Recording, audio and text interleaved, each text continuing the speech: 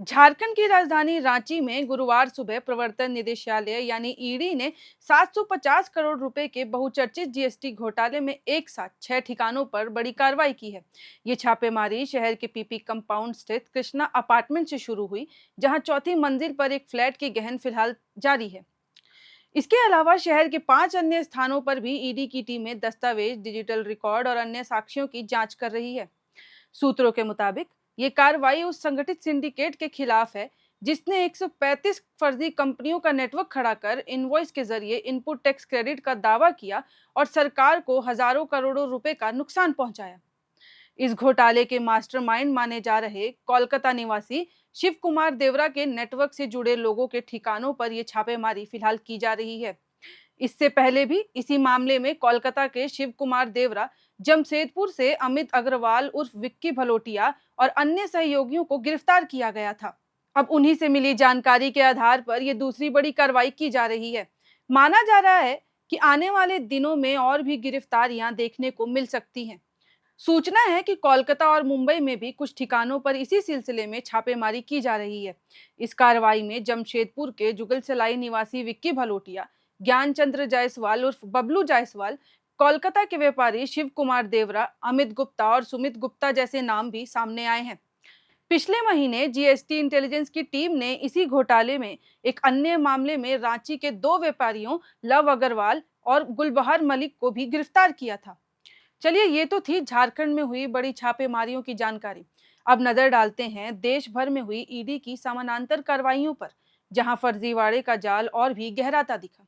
इसी दिन दिल्ली एनसीआर और उत्तराखंड के देहरादून में भी ईडी ने 260 करोड़ के साइबर फ्रॉड मामले में 11 ठिकानों पर छापेमारी की। इस मामले में आरोपी खुद को पुलिस या जांच एजेंसी का अधिकारी बताकर भारतीय और विदेशी नागरिकों से ठगी करते थे।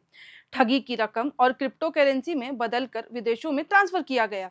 इस मामले में आरोपी खुद को पुलिस या जांच एजेंसी का अधिकारी बताकर भारतीय और विदेशी नागरिकों से ठगी करते थे।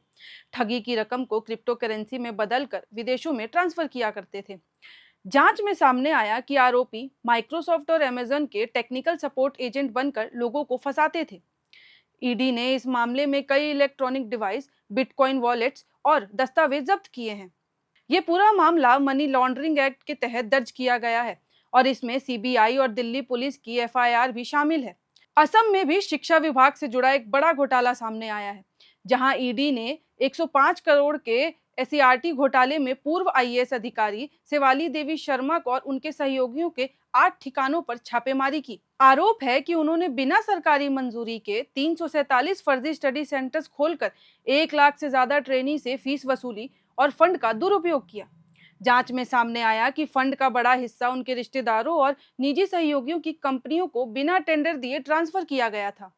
ईडी की ये सिलसिलेवार छापेमारियों इस बात का संकेत है कि देश भर में फर्जीवाड़े के नेटवर्क गहराई से फैले हुए हैं, चाहे वो जीएसटी इनवॉइस हो, साइबर फ्रॉड हो या सरकारी फंड की हेराफेरी। रांची की पूरी कार्रवाई इस पूरे जाल का एक अहम हिस्सा है, जहां से कई और कड़ियां जुड़ सकती हैं।